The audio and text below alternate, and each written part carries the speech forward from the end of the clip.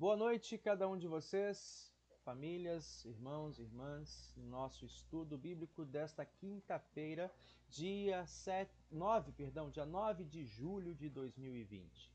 Nós estamos iniciando esse estudo na sequência, sempre às quintas-feiras, lendo e refletindo a partir do livro de Atos, né?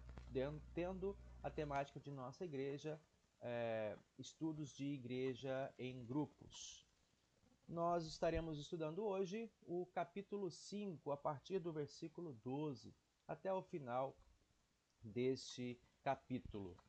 Quem vai trazer e moderar as reflexões dessa noite será o estagiário Richarles Chuamba, e nós queremos dar início a esse momento invocando a presença, a companhia do nosso Deus, com um momento de oração. Senhor Deus e Pai querido, nós te damos graças e louvor por tua palavra sempre ativa, presente em tua igreja, em toda a terra. De modo especial, faça-se presente entre nós nesta noite, pois, segundo a tua palavra, onde 2 ou 3 estão reunidos em teu nome, ali, Senhor, o teu Espírito se manifesta de maneira ativa, trazendo o entendimento e permitindo que possamos aplicar a tua palavra em nossas vidas. Acompanhe-nos, portanto, ao longo deste estudo, por tua bênção e para a honra e glória do teu nome, ó Pai, Filho e Espírito Santo. Amém. Louvor com hino 92 nesta noite.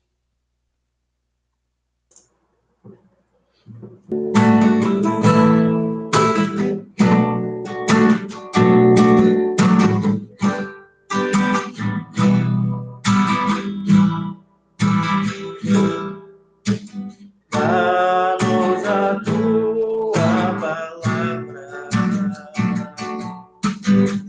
para podermos falar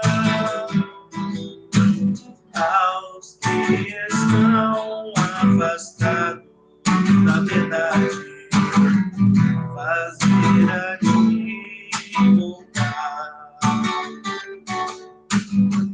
Palavra pura, libertadora, que aos homens traz salvação. Levam para os que sofrem no mundo, dando-lhe vida e perdão. Dá-nos o teu pensamento para sabermos amar ao nosso irmão afastado, isolado, ao próximo ajudar.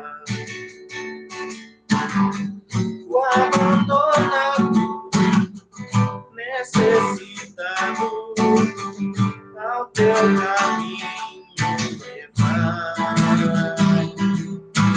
Ele fala que o teu filho enviaste ao mundo inteiro salvar. Ao mundo inteiro salvar. Amém. Amém. Queremos, então, na sequência, o nosso tema de hoje.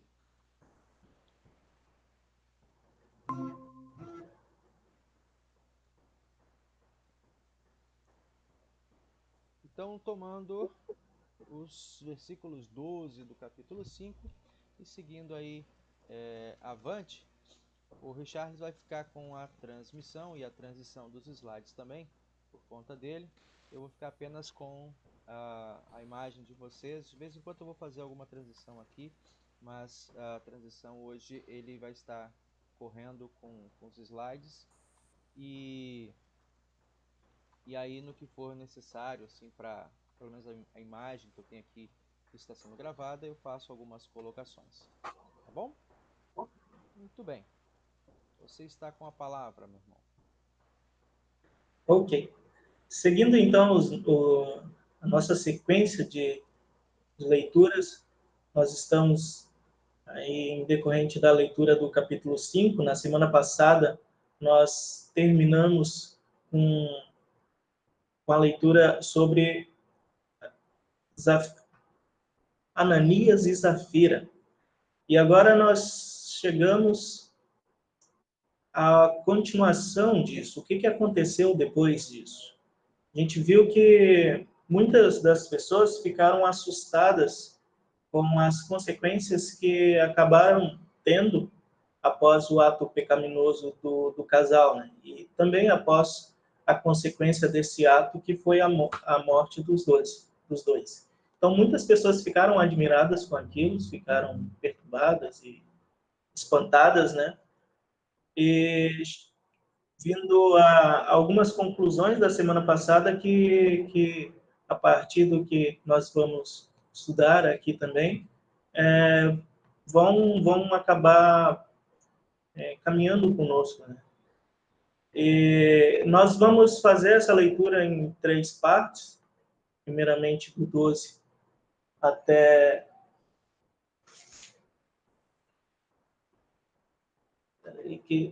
Até o 16. Até o 16, isso. Do 12 até o 16 e depois as outras partes. E daí, se ficar muito longo, a gente pode fazer, então, 2 partes e deixar o final para a semana que vem. Mas, primeiramente, do 12 até o 16.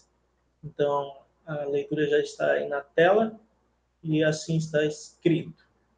Muitos sinais e prodígios eram feitos entre o povo pelas mãos dos apóstolos. E todos costumavam se reunir de comum acordo no pórtico de Salomão, que era uma parte do templo. Mas dos restantes, ninguém ousava juntar-se a ele. Vamos aqui, mostra ela. Mostra no meu neném. Só um pouquinho.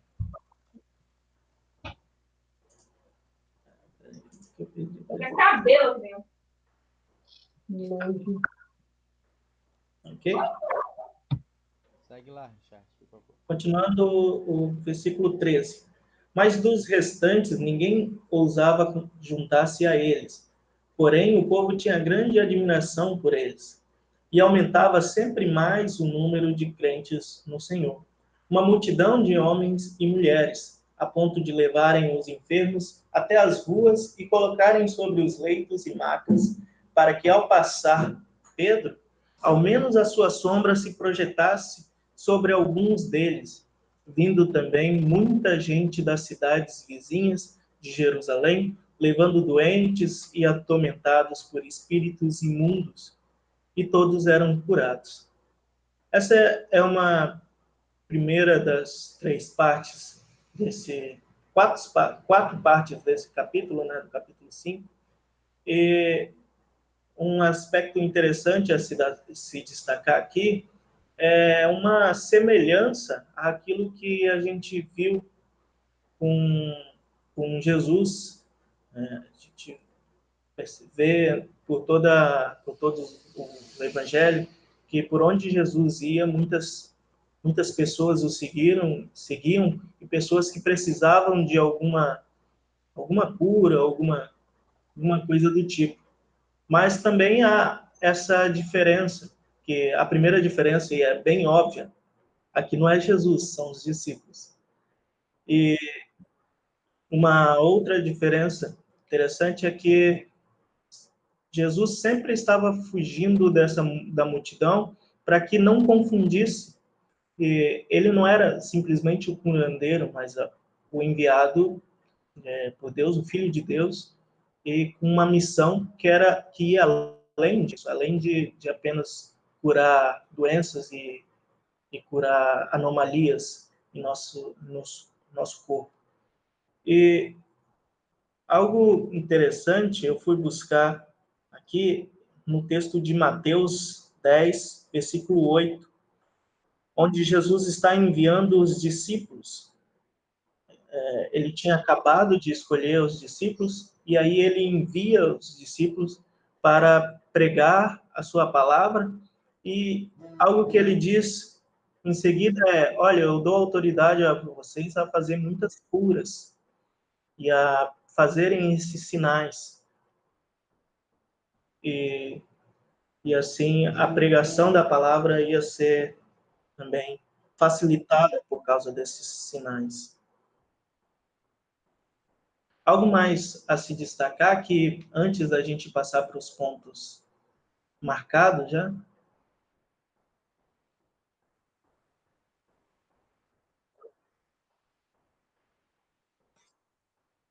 deixa eu silenciar aqui que está vibrando meu celular. Não teria nada a acrescentar no momento, não. Ok, podemos ir adiante então.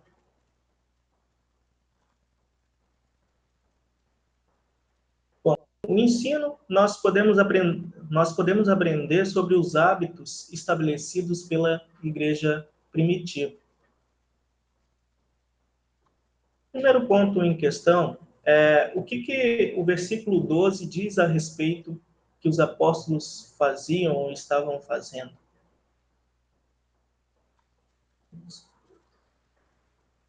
voltar ao versículo 12.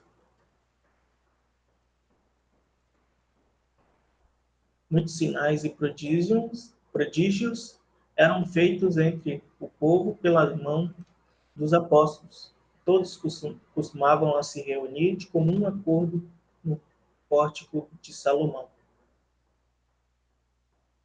Uhum. Ou seja, eles retomavam, a gente está retomando com esse texto a mesma dinâmica dos capítulos iniciais, né? O evangelista Lucas, ele vai e volta relatando essa característica importante da igreja, né, no seu período inicial, para se estruturar enquanto corpo de Cristo ali onde estava sediada, né? Então ele retoma esse tema que às vezes passa despercebido em outras leituras ou em outros estudos, outras temáticas, né, em que se destacam muito os milagres e os feitos dos apóstolos, mas se nós observarmos a recorrência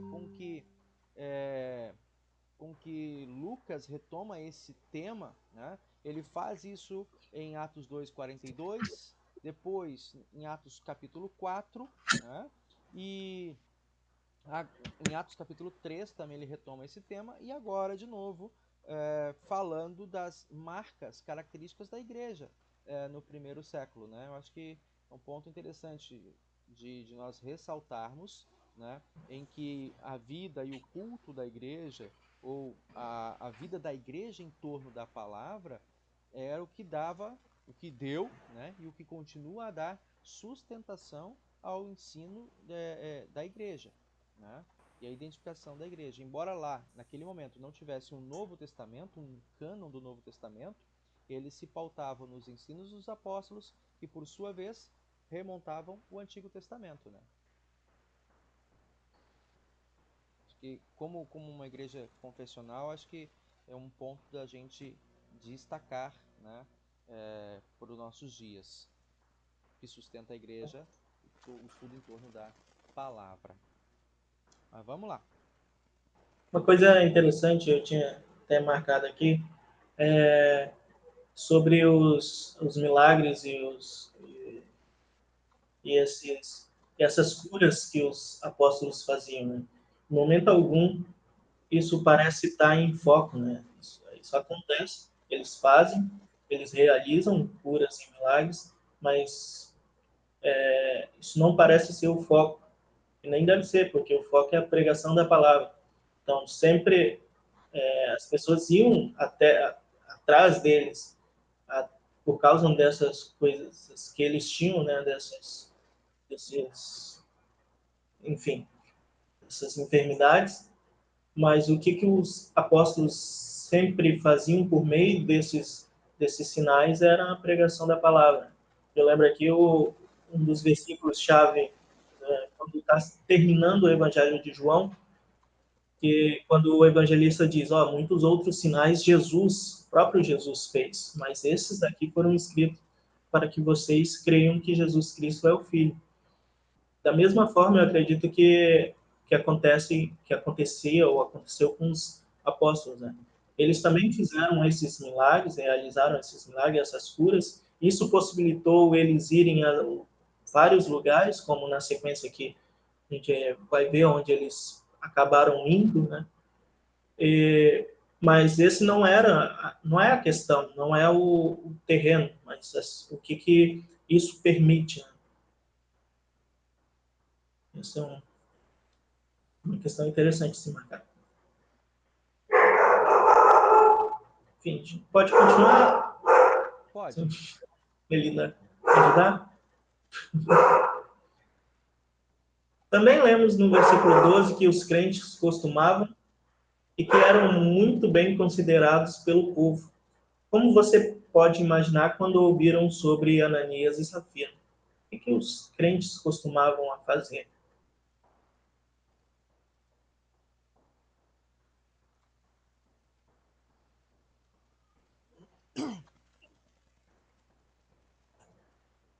Volta aqui no versículo 12. 12. Isso.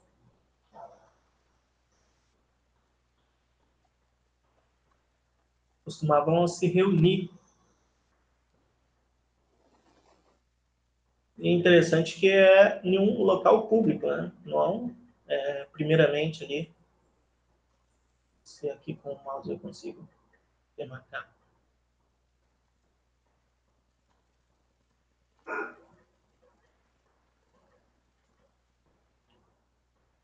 Era o espaço público, era o templo comum, né, onde as pessoas estavam reunidas. Acho que por essa razão também ficou evidente no texto que nós ouvimos semana passada a repercussão dentro da cidade, não apenas entre os cristãos, né, mas também dentro da cidade, acerca dos eventos acontecidos ali com Ananias e Safira, né? Acho que vale ressaltar isso também. Pode avançar? O que o versículo 14 diz?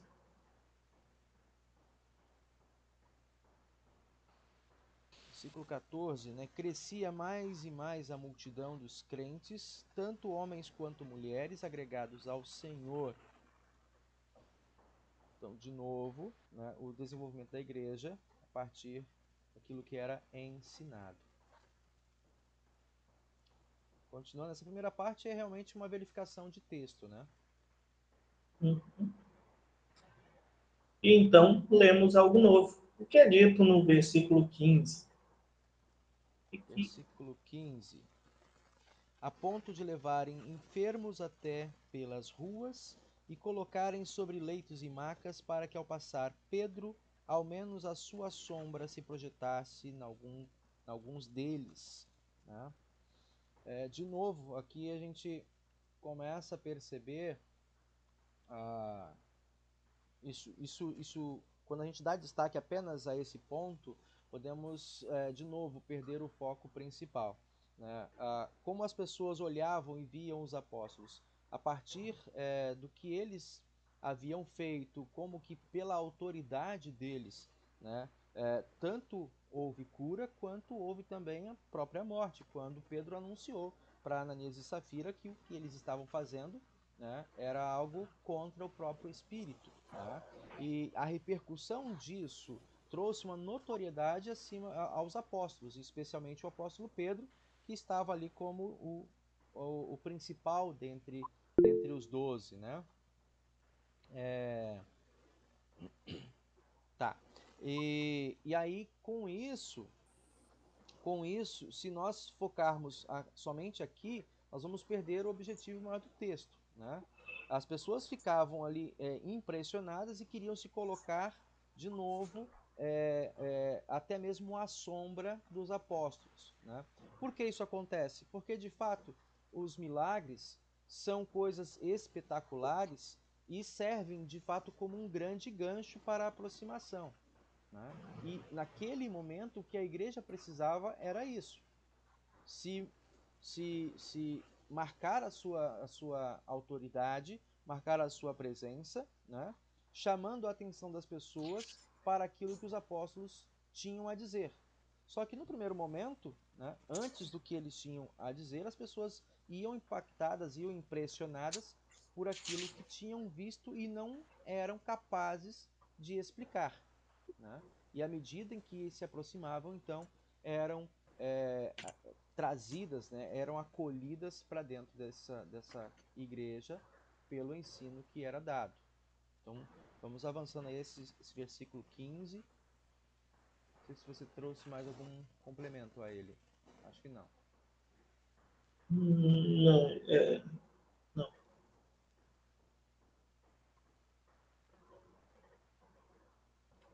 No versículo É, 16, né? Os doentes.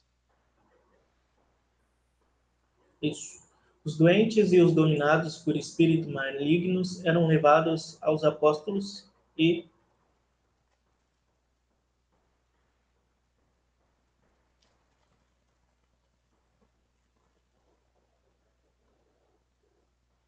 Aos os apóstolos, né? Os de espírito, que na minha tradução seria levando doentes e atormentados de espíritos imundos, né? E todos eram curados. Tá? De novo, repetindo aquilo que Jesus Cristo, e você já disse, havia dado autoridade para eles fazerem lá a partir de Mateus capítulo 10, né? O envio dos apóstolos, e que depois se estende, né, em Mateus capítulo 28, para toda a igreja.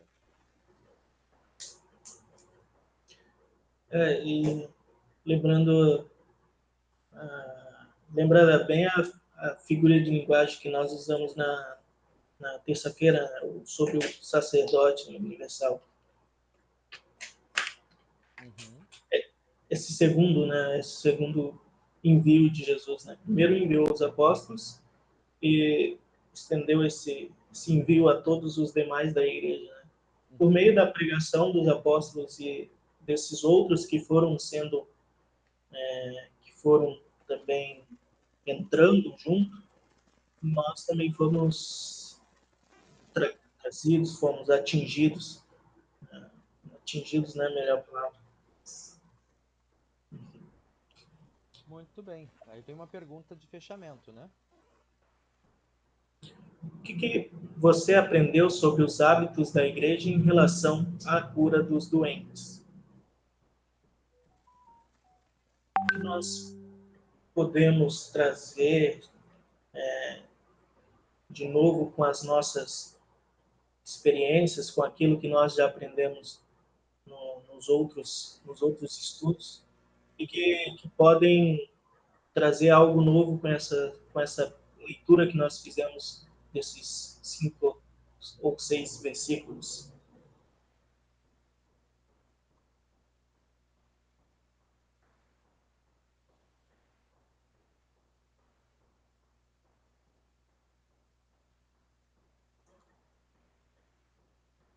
E aí? Eu não estou vendo ninguém, deixa eu mudar o layout.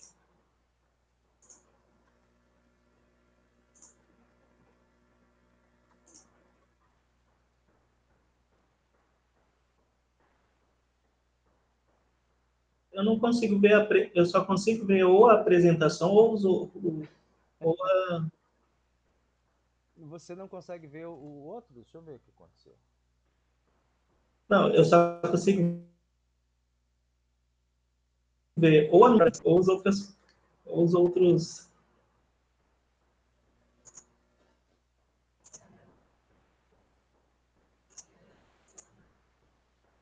É, sim. Só saiu. Não, não saí não. Eu estou aí. Fiquei meio confuso. Pô, saí, eu saí. Nem eu tinha me dado Tá conta. do ponto. Pronto. Pronto. Voltei.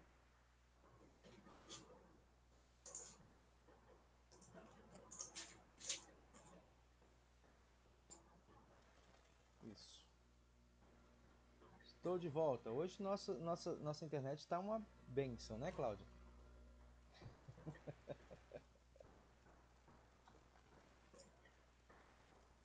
A minha aqui também não está muita. Vou tentar entrar pelo celular aqui também. Não, acho que, bom, pelo menos aqui tá dando. Estou conseguindo ver aqui todo mundo. Aí. Consegui ver todos os slides e agora vejo todo mundo. Fixei a tela essa tela aqui que faz a transição. Pronto. Muito bem. Gostaria de ouvir de vocês, o que desses estudos todos que nós temos passado, né, talvez aí o Luiz que não participou também de muitos, mas que tem uma noção, né?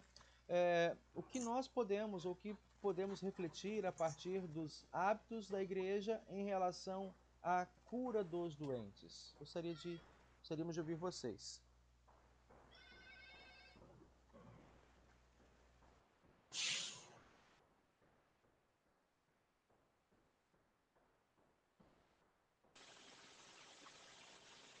Pode falar? Sim, Luiz, pode falar. Alô? Ah, sim.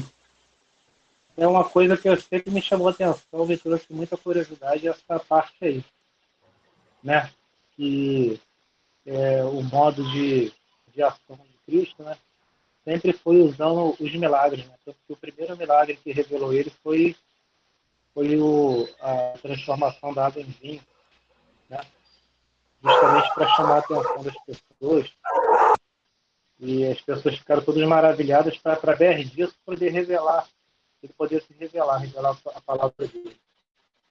O que eu vejo assim, de interessante, assim, que eu consigo entender nessa parte de tanta gente ser curada, eu acho que é para mostrar um pedacinho do que é o reino de Deus para as pessoas que estão totalmente fora. Por exemplo, o que as pessoas não tinham? Não tinham saúde, não tinham paz e outras coisas mais.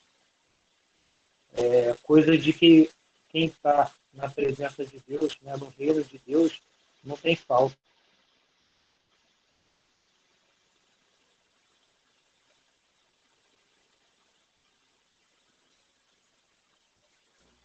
Agora sim, voltei meu áudio. O que a gente pode também observar nisso, né, que você mesmo traz, é que os milagres sempre serviram de gancho para aproximar as pessoas, né, de ouvir, quererem ouvir Jesus, e que destacaram ele e agora também os apóstolos, né, de outras pessoas daquele momento, daquela época, né, para dizer, para mostrar que eles não eram apenas de palavras, né? E talvez hoje em dia, pelo menos esse é o discurso oficial, né, o mais amplo que a gente tem sempre aprendido e repartido, né, essa tônica entre a igreja no primeiro século, a igreja primitiva, e a igreja 20 séculos depois, né?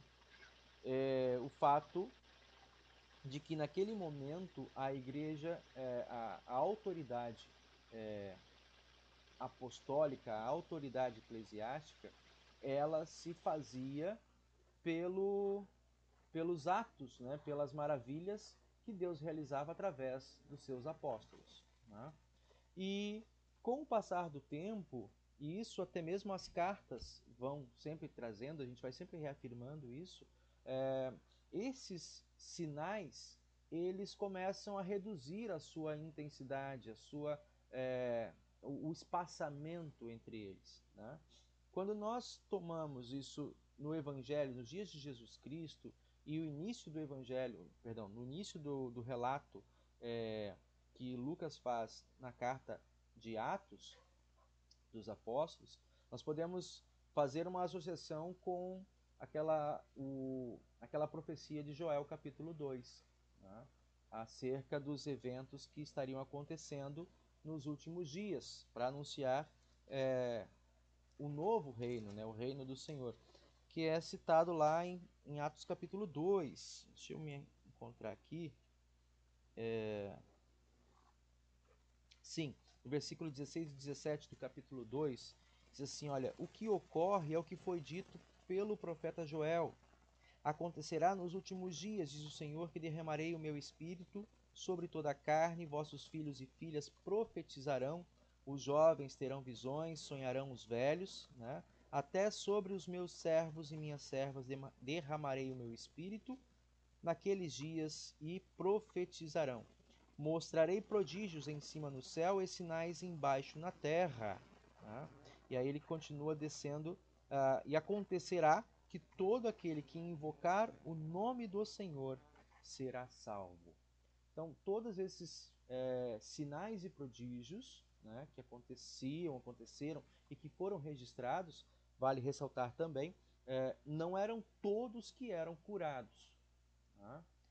Havia alguns casos, e aqui estão sendo ajuntados. É igual quando a gente olha, por exemplo, um relato num telejornal, né, e que a gente começa a ver alguns eventos de notícia que são trazidos. Daqui a pouco nós começamos a pensar ou generalizar isso para uma grande multidão, como se fosse uma questão muito vultuosa. Eu tendo a olhar para esses textos aqui como, na verdade, chamadas para o Evangelho. Não que eles acontecessem em uma quantidade excessiva, uma quantidade impressionante. Porque aqui não é citado os muitos casos em que pessoas continuavam ou continuaram sem ser atendidas, né? Então, só para destacar esse ponto, que tudo o que acontecia tinha um fim, que era servir de gancho para aproximar as pessoas da palavra e daquilo que os apóstolos estavam anunciando.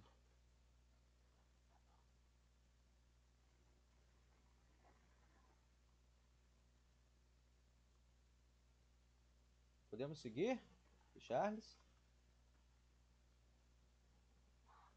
Cláudia? Ah, tá, o meu estava desligado. Então, passamos para a segunda parte. Isso, segunda parte. A segunda leitura, que é uma leitura até um pouco maior do que a primeira, e um relato bem interessante. E ele traz uma introdução aqui. Mas observamos na história seguinte que o problema está começando a aumentar. O sumo sacerdote e todos os outros que estavam com ele estavam cheios de inveja, o texto vai dizer. Não é interessante? Em Atos capítulo 4, versículo 8 e 31, por exemplo, lemos que Pedro e os outros estavam cheios do... E aí, o texto da semana passada, né, estavam cheios do Espírito Santo. Os que estavam cheios de inveja queriam fazer prisões para silenciar os apóstolos. Os que estavam cheios do Espírito Santo anunciavam a palavra de Deus com ousadia. Então, vamos ler a segunda parte, do versículo 17 até o 33. Levantando-se, porém, o sumo sacerdote e todos os que estavam com ele, isto é, o partido dos saduceus, ficaram com muita inveja. Prenderam os apóstolos e recolheram à prisão pública. Mas de noite, um anjo do Senhor abriu as portas da prisão e, levando-os para fora, lhes disse: Vão para o templo e digam ao povo todas as coisas desta vida. Tendo ouvido isto, logo ao amanhecer entraram no templo e ensinavam. Quando chegaram o sumo sacerdote e os outros que estavam com ele, convocaram o sinédrio e todo o conselho de anciãos do povo de Israel e mandaram buscar os apóstolos na prisão. Mas quando os guardas chegaram lá, não encontraram no cárcere e, voltando, relataram, dizendo: Encontramos a prisão fechada com toda a segurança e os sentinelas nos seus postos juntos às portas. Mas, abrindo as portas, não encontramos ninguém dentro. Quando o capitão do templo e os principais sacerdotes ouviram essas informações, ficaram perplexos a respeito deles e do que viria a ser isto. Neste momento, alguém chegou e lhes comunicou: Vejam, os homens que os senhores prenderam estão no templo ensinando o povo. Então o capitão e os guardas foram e os trouxeram sem violência, porque temiam ser apedrejados pelo povo. Trouxeram os apóstolos, apresentando-os ao sinédrio, e o sumo sacerdote os interrogou, dizendo: Não é verdade que ordenamos expressamente que vocês não ensinassem nesse nome? Entretanto, vocês encheram Jerusalém com a doutrina de vocês e ainda querem lançar sobre nós o sangue deste homem. Então, Pedro e os demais apóstolos afirmaram: É mais importante obedecer a Deus do que aos homens. O Deus de nossos pais ressuscitou Jesus, a quem vocês mataram, pendurando-o no madeiro. Deus, porém, com sua mão direita, o exaltou a príncipe e salvador, a fim de conceder a Israel o arrependimento e a remissão de pecados. E nós somos testemunhas desse fato, nós e o Espírito Santo, que Deus deu aos que lhe obedecem. Eles, porém, ouvindo isso, se enfureceram e queriam matá-los.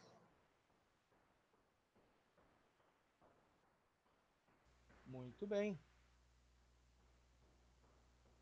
Isso. E alguma colocação antes de passarmos aos pontos? Vamos passando os exercícios e aí a gente vai revisando e fazendo alguns comentários ao longo das atividades. Ok. Primeiro ponto. Os apóstolos foram presos e colocados na cadeia. O que aconteceu durante a noite?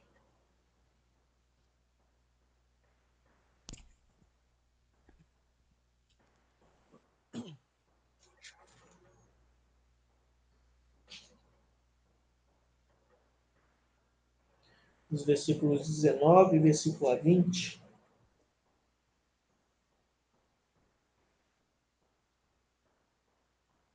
Um anjo, né, então entra no cárcere, né, e os tira do cárcere.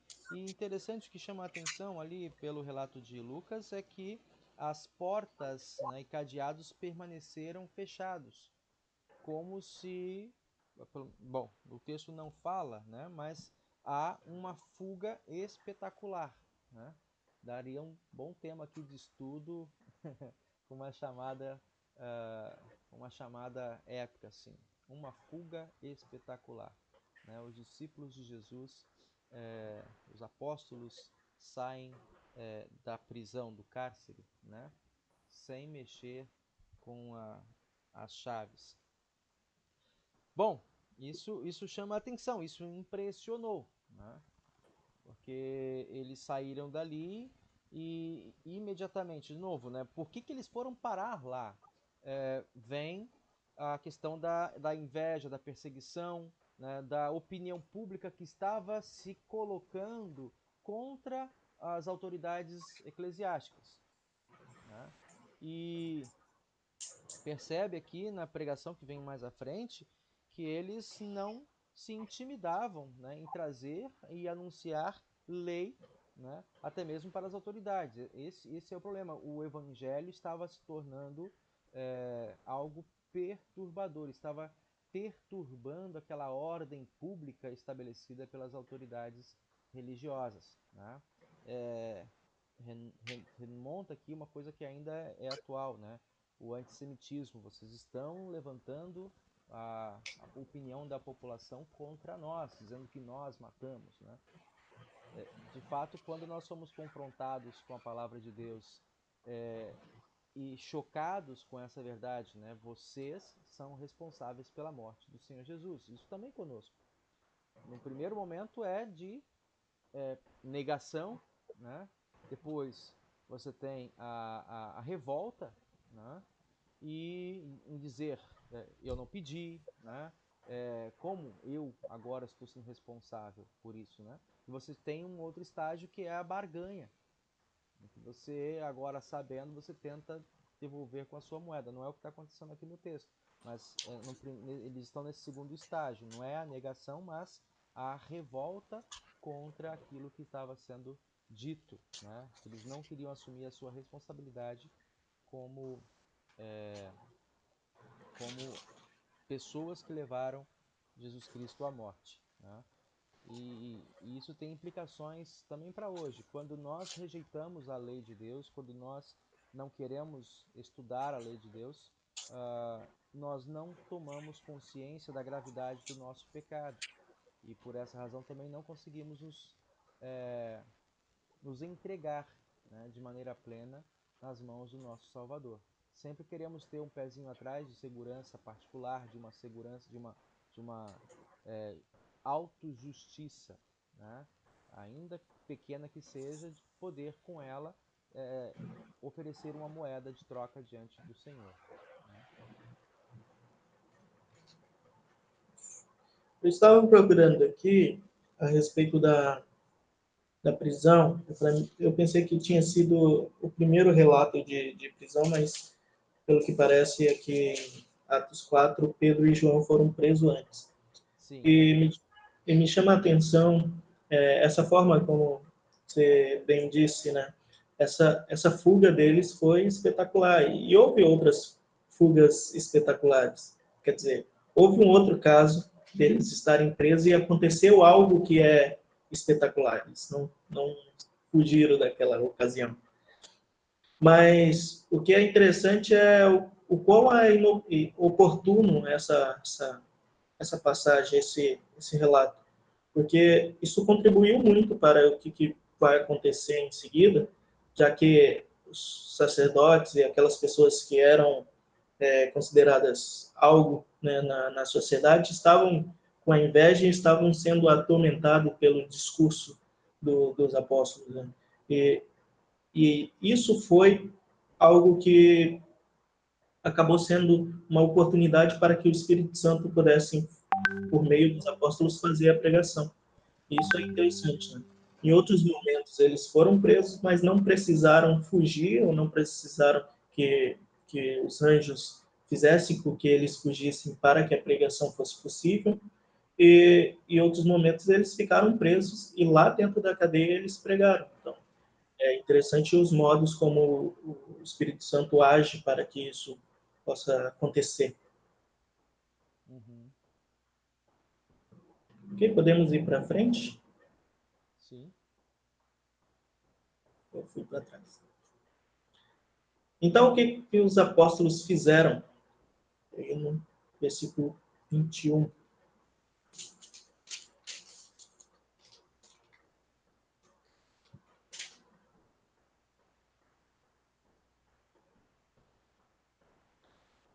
Bom, como o anjo tinha acabado de dizer, para que eles fossem ao templo e dissesse todas as palavras dessa vida, no versículo 20. E no versículo 21, tendo ouvido o que o anjo disse para eles, logo ao romper do dia, entraram no templo e ensinavam.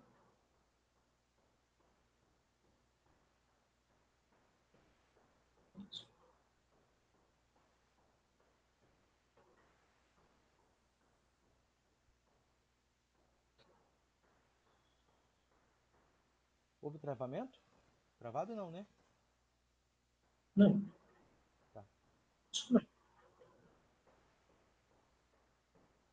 Enquanto isso, quem eram os que estavam reunidos?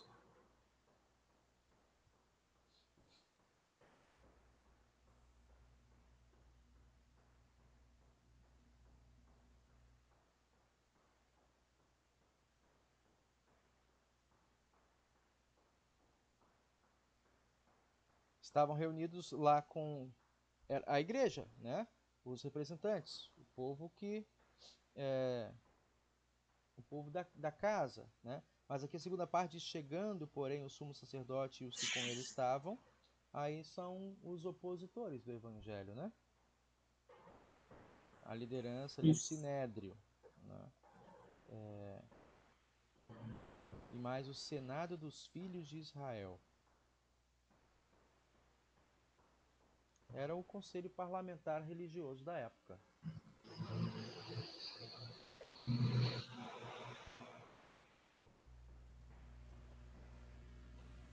Então, o que eles fizeram? Eles estavam reunidos e mandaram buscar os apóstolos. Mas quando mandaram buscar os apóstolos, o que eles encontraram? Não Não sei. encontraram, né? O que eles não encontraram? O que eles queriam encontrar, né? Uhum.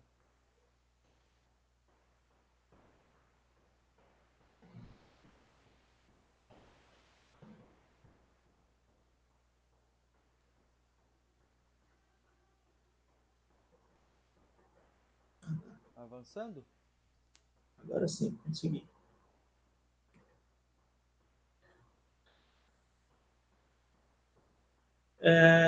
Acho que a pergunta é o que eles relataram, mas acho que o que os guardas relataram para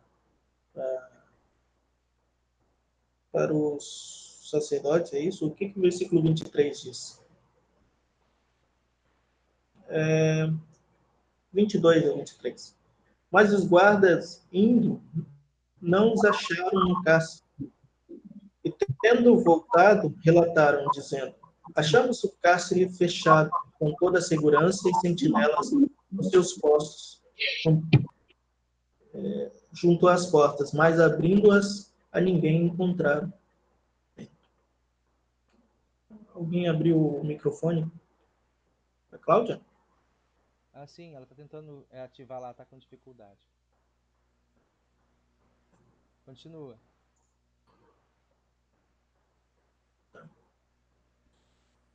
Então, da perspectiva humana, a cela estava bem fechada, com os guardas diante da porta. Mas quando as portas foram abertas, não encontraram ninguém lá dentro. Tipo que, que isso que está sendo destacado aqui é esse aspecto extraordinário dessa fuga, como o pastor bem destacou.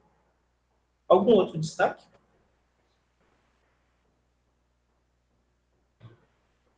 Não? Podemos ir adiante.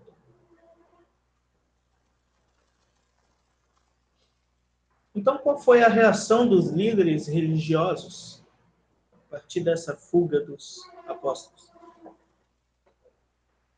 Versículo 24 nos diz que ficaram impressionados, né?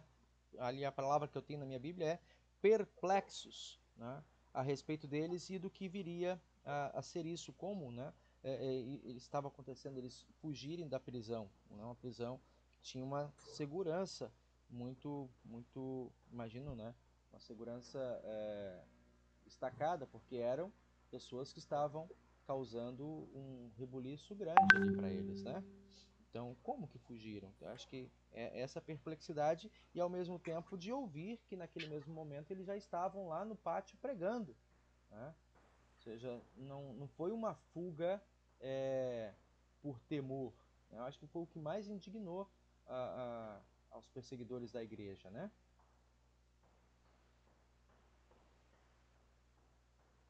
Eles desobedeceram às ordens. Acho que vem aí, vai seguindo aí para o discurso impressionante, né? A quem vale o nosso temor, que é um dos pontos importantes de destacarmos. Vamos lá, continuando. Todos ficaram intrigados e se perguntavam o que havia acontecido. Para tornar tudo ainda mais complicado, alguém chegou relatando onde estavam os apóstolos que tinham sido presos. E onde eles estavam? Eles não estavam mais na cadeia. Uhum. No versículo 25. Bom, alguém chegou e comunicou para eles, e eis que os homens que recolheram. O que essa pessoa comunicou? Eis que os homens que recolhestes no cárcere estão no templo ensinando o povo. Então, aqui volta aqui a uma pergunta anterior, acho que foi lá no começo, que os apóstolos estavam fazendo aquilo que o anjo havia dito para eles fazerem. Pregar a verdade, pregar nada mais da verdade. Avançando, E né? o que estava fazendo é pregando a palavra de Deus. Então, o comandante e seus guardas trouxeram os apóstolos. O que é dito sobre a sua prisão, no versículo 26?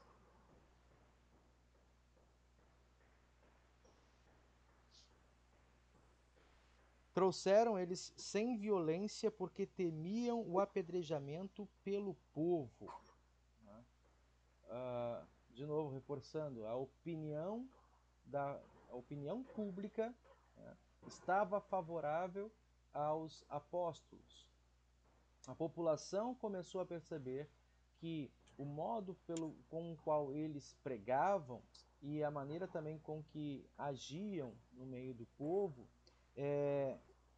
trazia uma mensagem que, de algum modo, as autoridades estavam tentando rebater. Né? Então, vai chegar mais à frente aí o parecer de Gamaliel, no versículo 33 e diante, né? Mas como a opinião pública, né, e aquela perseguição dos líderes religiosos, do sinédrio, os sumos sacerdotes, né, em toda a caminhada, se a gente voltar aí esse período, não dá para saber exatamente o tempo cronológico, mas desde o planejamento para a morte de Cristo Jesus, né, temiam com isso perder a influência no meio do povo. E, de novo, como é que essa influência ela está passando agora das autoridades que eram pregadores, como disse Jesus certa vez, cegos guiando cegos. Né? Por quê? Porque eles estavam fora da palavra de Deus, não estavam sedimentados no ensino, não estavam sedimentados no propósito do Evangelho. E o que os apóstolos estavam fazendo aqui, repetindo e repercutindo, de certo modo, hoje, né, uma palavra que é comum hoje em dia, os feitos e os atos poderosos de Deus, né, na ressurreição de Cristo e na proclamação do Evangelho. Né? Ou seja, a todos aqueles que ouviam a Boa Nova, saber que podiam de novo viver em segurança, reconciliados com Deus por meio de Cristo Jesus. O Espírito Santo estava com eles, o Espírito Santo os motivava, o Espírito Santo os dava proteção mesmo em meio à perseguição. É importante a gente ver, né, esse destaque. Nesse primeiro momento, a perseguição não estava acontecendo entre o povo, entre os cristãos. Ela estava restrita, essa perseguição inicialmente estava restrita às autoridades apostólicas. Né? Pedro, João, Tiago, os demais apóstolos com eles, esses é que estavam no foco dos perseguidores, aqui pelo Sinédrio representado. Pois muda, né? Esse foco vai mudar lá depois do capítulo 9, capítulos 8 e 9. Mas vamos avançando. É interessante essa diferença de como agiam os discípulos e como agiam os demais. Né? A religião que era popular, ela tinha muito isso de que a opinião pública, e por serem eles pessoas de ações, de aparências, isso era o que baseava muito, né? O que importava muito. Né? Eles temiam, por isso que o versículo vai dizer, eles temiam isso, eles temiam ser apedrejados, porque sabiam que os apóstolos estavam ensinando a verdade e isso estava influenciando. Que as pessoas estavam deixando de ser pessoas apenas... tem uma palavra interessante que é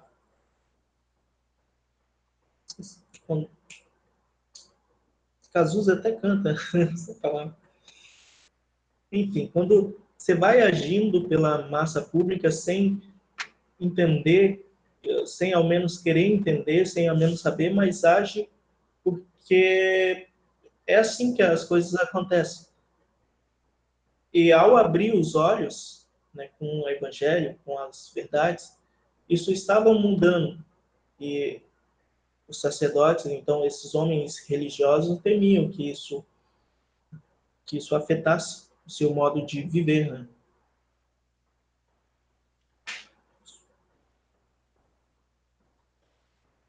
Então ele vai chegar para... Nós chegamos então à última parte desse capítulo, que é dos versículos 34 a 42. Mas, levantando-se no sinédrio, um fariseu chamado Gamaliel, mestre da lei, respeitado por todo o povo, mandou que os apóstolos fossem levados para fora por um momento. Então disse ao sinédrio: Israelitas, tenham cuidado com o que vão fazer a estes homens. Porque, algum tempo atrás, se levantou Teudas, dizendo ser alguém muito importante, ao qual se juntaram cerca de 400 homens. Mas ele foi morto, e todos os que lhe obedeciam se dispersaram e foram reduzidos a nada. Depois deste, levantou-se Judas, o Galileu, nos dias do recenseamento, e levou muitos consigo. Também este foi morto, e todos os que lhe obedeciam foram dispersos. Neste caso de agora, digo a vocês, não façam nada contra estes homens. Não deixe que vão embora, porque se este plano ou essa obra vem de homens, será destruído. Mas se vem de Deus, vocês não poderão destruí-los e correm o risco de estar lutando contra Deus. E os membros do Sinédrio concordaram com Gamaliel. Então chamaram os apóstolos e os açoitaram, e ordenando-lhes que não falassem ao nome de Jesus, os soltaram. E eles se retiraram do sinédrio, muitos alegres por terem sido considerados dignos de sofrer afrontas por este nome. E todos os dias no templo, de casa em casa, não cessavam de ensinar e de pregar que Jesus é o Cristo. Muito bem.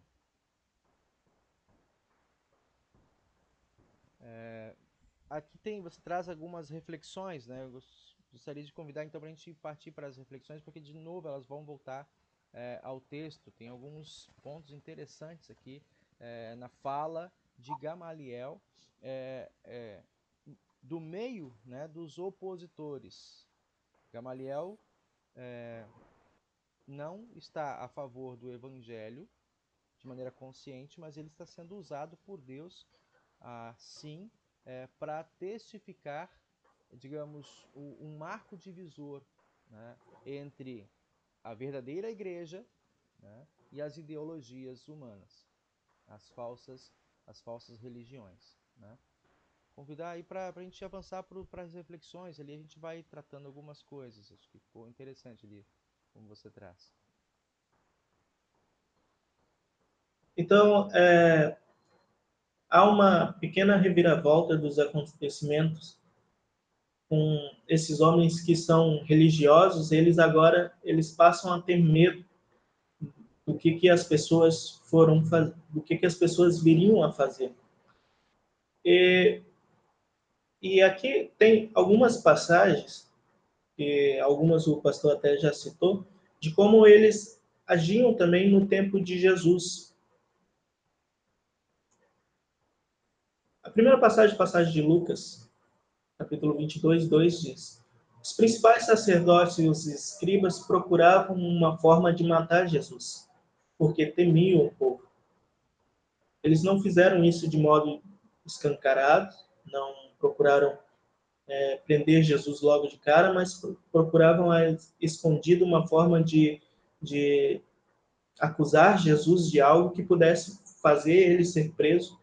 Mas demorou algum tempo até que eles conseguissem reunir algumas provas suficientes que isso fosse preciso. Foi preciso alguém trair Jesus para que isso acontecesse.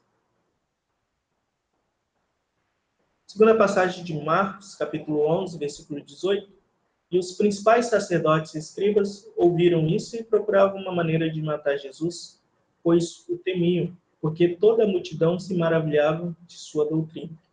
E aqui, novamente, essa questão de procurar uma maneira, né?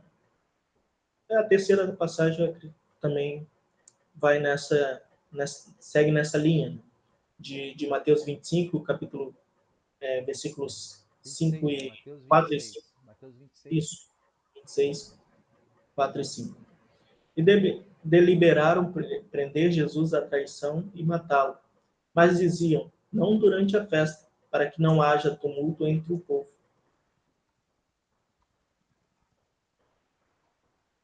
Fica claro, né, a maneira com que queriam agir contra Jesus e repetem, perdão, as mesmas estratégias com relação aos apóstolos, né? De novo, vai chegar, né, o ponto de que estavam brigando, né? Essa luta não é contra homens, né? Mas é contra o próprio Deus, né? E essa fala de Gamaliel ela é importante, ela é interessante nesse aspecto. Continuando. Do ponto de vista humano, os apóstolos precisavam ter medo.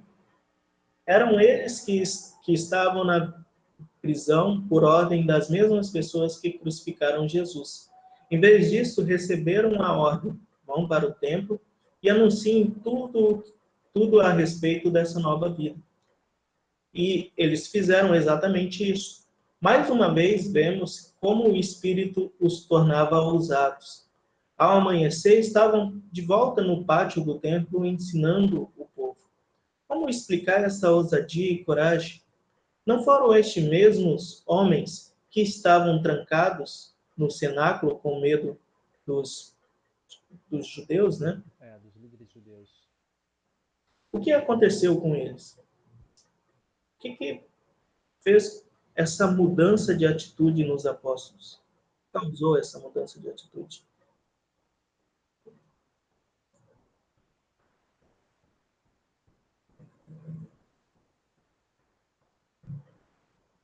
Essas duas reflexões comparativas são interessantes.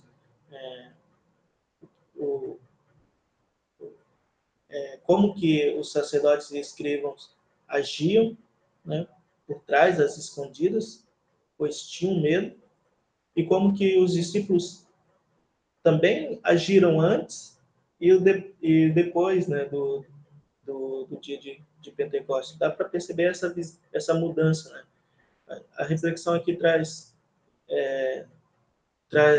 isso, né? Do ponto de vista humano, é normal ter medo. Medo é o que faz que a gente não entre em várias enrascadas, né? Não fique se atirando na frente dos carros para atravessar a rua. Mas aqui claro que tem uma diferença, né? E tem uma diferença de atitudes, né? Antes e depois. Isso é interessante. O que aconteceu para que essa mudança de atitude fosse precisa?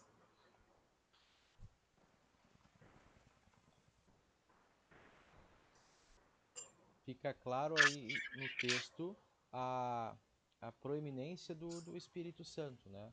O espírito da motivação, o espírito do encorajamento, o espírito do esclarecimento também, fazendo esse contraponto com as leituras nos evangelhos, em que os discípulos viam e acompanhavam Jesus, sem, contudo, compreenderem as dimensões de salvação, as dimensões soteriológicas, as dimensões, digamos, acerca da salvação e do testemunho do reino de Deus, né, dos atos que Jesus fazia, dos milagres que ele realizava, até mesmo do seu anúncio de morte e de ressurreição.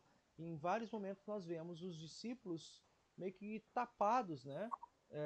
Porque eles olham para Jesus e eles não conseguem compreender a dimensão do que está para acontecer. E isso, digamos, é previsto. Nós olhando o texto, nós podemos entender quando o Espírito Santo não está presente no meio da igreja, quando o Espírito Santo não está presente no trabalho, as pessoas veem, né, e não conseguem, como diz Jesus num trocadilho, né, olhando não enxergam, né, ouvindo não escutam, né, não compreendem. Então, como o Espírito Santo, que é o atuante, né, ele toma todo o destaque nessa levada que, que o evangelista Lucas nos relata, né, e até alguns que dizem o texto não seria, na verdade, o nome do livro não deveria ser Atos dos Apóstolos, mas Atos do Espírito Santo, né, através da igreja. Então, como o Espírito Santo mobiliza, né, no passado, e a gente ressalta, né, esse é o mesmo Espírito que está conosco, né, que mantém a igreja viva e ativa. Estar alerta para a maneira sorrateira que eles vêm tratando aqui, e eu faço um link com a palavra do apóstolo Pedro, né? Sejam sóbrios e vigilantes, o diabo age, né, de maneira sorrateira, quando ele diz lá, né? O diabo é vosso adversário e anda em derredor como um leão que ruge. Então, como que o diabo se manifesta? Através dos seus instrumentos próprios, né? Agindo de maneira sorrateira, às escuras, contra a proclamação do evangelho, contra o livre trabalho da igreja, né? Então, precisamos ter esse discernimento crítico continuamente. Isso faz parte de um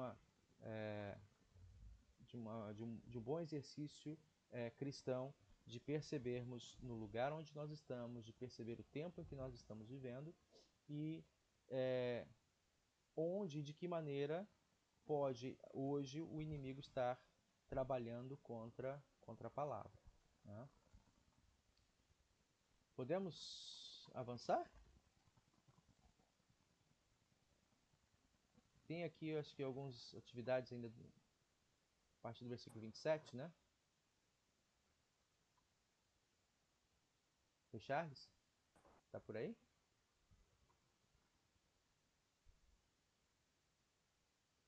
Seu microfone está desligado, irmão. Ah, tá. É que tinha caído aqui a conexão, não estava conseguindo. Não consegui nem ouvir a última frase que você disse. Ah, sim.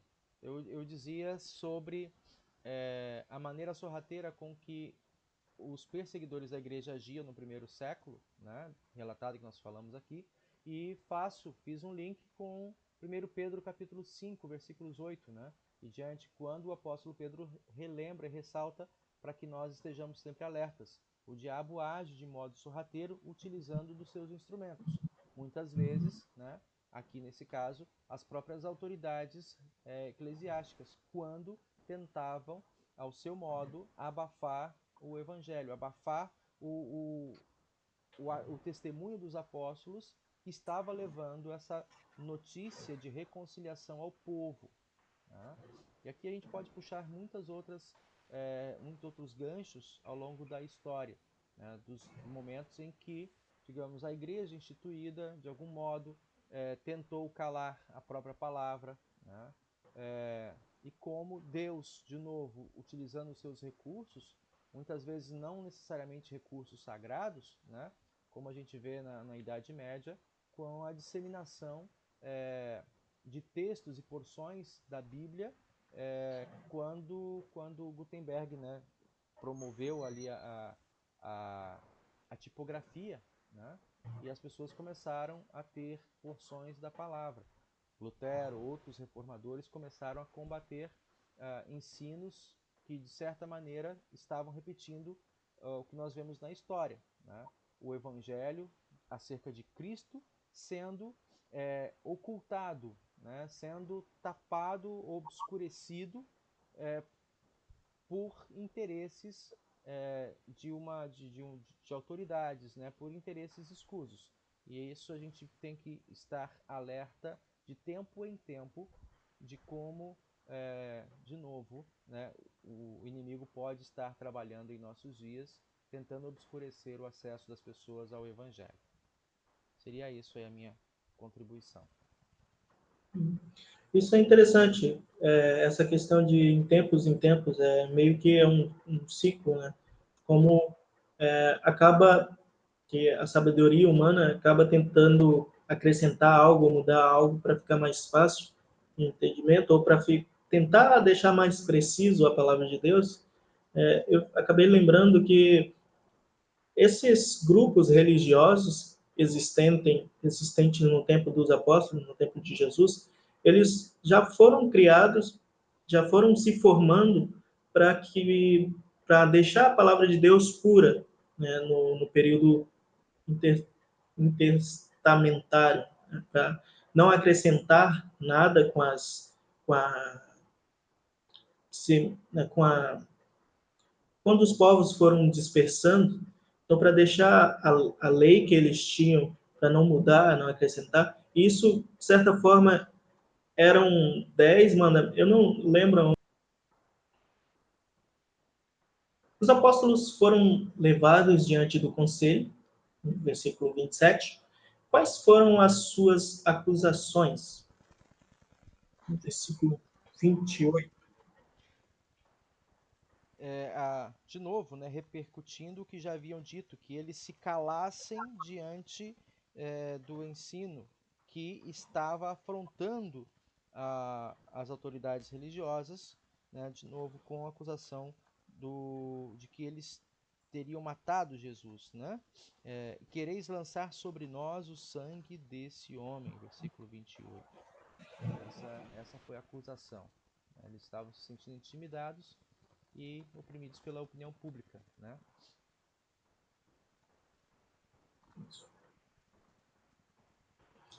E então qual foi a resposta do apóstolo diante dessa acusação dos... Essa aqui é gostosa de falar, né? O apóstolo Pedro ressalta, né? Antes importa obedecer a Deus do que aos homens. Então, onde está o seu temor, né? Lembram, algumas semanas atrás, um dos evangelhos nos trazia essa mensagem, né? Não temam aqueles que tentam contra vocês, né? Contra o corpo, e que não podem dar cabo, não podem prejudicar, tocar nas vossas almas. Antes, pelo contrário, temam aquele que tem poder, né, sobre o corpo e sobre a alma, e é capaz de trazer dos mortos, né, para a vida aqueles que partiram. Então, de novo, o que estava mobilizando esses apóstolos a seguirem em frente e não se calarem diante das perseguições é a certeza da ressurreição, né? Então, é esse desprendimento que está bem claro aqui, né? Quando nós, por alguma razão, somos perseguidos ou intimidados a falar do Evangelho, né? Ou a manifestar a nossa fé, de novo, essa palavra deve estar presente em nossos olhos, né? Presente em nossa mente, né? Que importa? Importa nos obedecer, temer aquele que tem o poder de tanto matar quanto ressuscitar, né? Lógico, esse temor, ele nos coloca também, não é uma anarquia, né? Nós estamos, o apóstolo Paulo vai dizer isso lá em Romanos capítulo 13, né? Estamos submetidos às autoridades, né?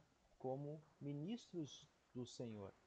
Mas, ao mesmo tempo, a autoridade civil precisa tomar a palavra de Deus, precisa tomar os princípios do próprio Senhor Jesus, quando ele coloca, né, amarás o teu próximo. Então, essa consciência, essa compreensão de cuidado, de acolhimento, o mais democrático possível dentro do seu povo, né?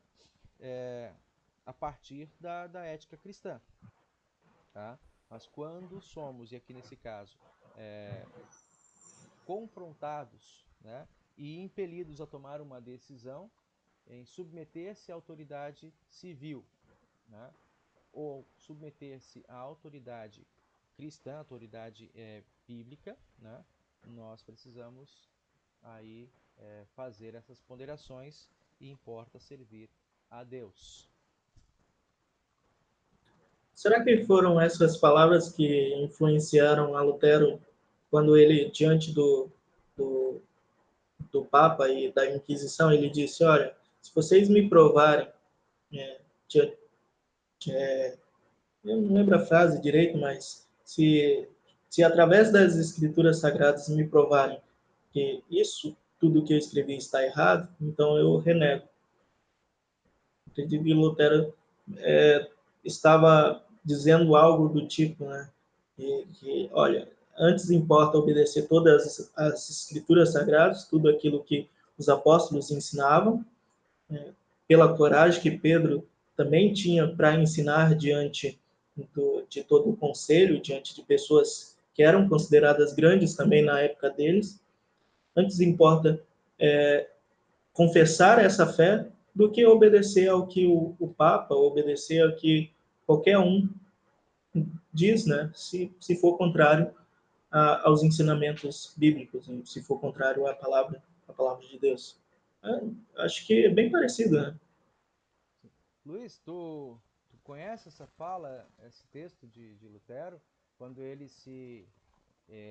está em Erfurt, né? Em que ele é chamado diante de um conselho da Igreja Católica e convidado a refutar todos os seus escritos, né? E ali ele tem 2 dias, é uma coisa que já estava bem tramada, né? E Lutero então proclama, né, que ele prefere, né, estar em paz com a sua consciência, ainda que isso lhe custasse a vida, do que, né, submetendo-se à autoridade, ao que estava sendo imposto a ele, né, não dormir tranquilo e mais do que isso, né, saber que ele estava comprando uma briga com Deus. Então, muitas vezes, a nossa consciência, nós já falamos isso em outros estudos, a nossa consciência é grande juiz sobre nossas ações, mas também a consciência precisa ser moderada, né? Ou modelada pela própria palavra. Lutero, antes de fazer essa declaração, né, como testemunha, como porta-voz ali do Evangelho, ele fez uma noite inteira de reflexões, de meditação, né, para que ele pudesse estar seguro de que ele não estava em desacordo com o propósito divino. Você conhecia esse texto ou não?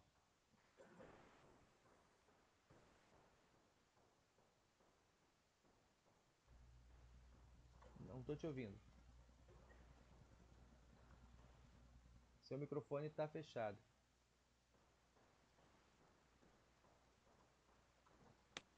Isso. Ah, sim.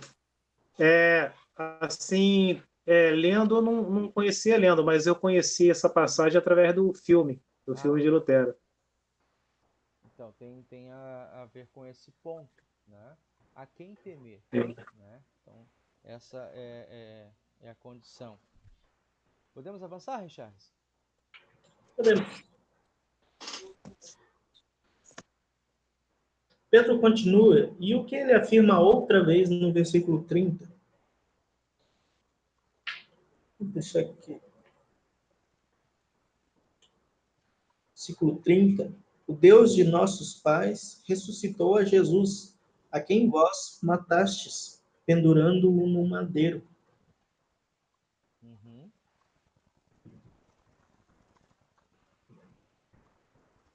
Continuando.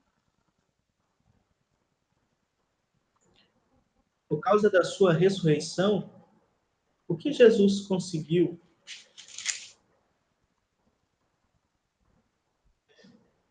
Ainda é o discurso de Pedro, né? Essa pregação de Pedro, Sim. versículo 31. Deus, porém, com sua destra, o exaltou príncipe e salvador, a fim de conceder a Israel o arrependimento e a remissão dos pecados. Correto. E Quem dá testemunho dessas coisas, né? Versículo 32. Ora, nós somos testemunhas desse fato. Bem assim, o Espírito Santo, que Deus outorgou aos que lhe obedecem. Isso. Então, a igreja está para dar testemunho acerca dos feitos do próprio Senhor. Neste caso, os apóstolos como testemunhas oculares, né? Então, fechar o testemunho deles era o interesse das autoridades religiosas, né? Só que isso não tinha como se manter porque o próprio Espírito Santo é quem estava por trás, motivando, né? Impulsionando os apóstolos para continuarem a pregação, né? Continua aí os outros textos.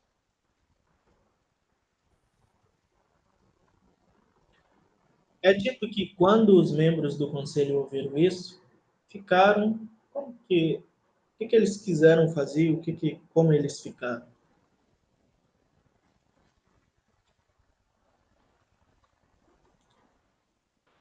Sequência do versículo 33, né? Uhum. Eles, porém, ouvindo, se enfureceram e queriam matá-los. Sim. Aí vem o ponto 7. Gamaliel. Quem Isso. era Gamaliel? Gamaliel, aqui nós temos um comentário acerca que era líder, né, junto, um dos grandes pensadores, e Gamaliel tem um destaque importante também mais à frente, lá no capítulo 22, que ele aparece citado por Paulo como seu mestre, né, como seu professor nas doutrinas judaicas. Então é interessante tomar esse ponto. Gamaliel era um grande pensador fariseu, né? Ou seja, ali fazia parte do grupo dos mestres, né? E não era necessariamente aqui um cristão, né? Não é dado um destaque como se Gamaliel reconhecesse. Porém, né, a fala de Gamaliel ela é muito interessante. Aqui diz o nosso texto. Gamaliel apresentou razões, né, ao tribunal em palavras próprias, né, do que ele pensava acerca daquele momento, né? Então, o que ele vai dizer ali nos versículos 35, né?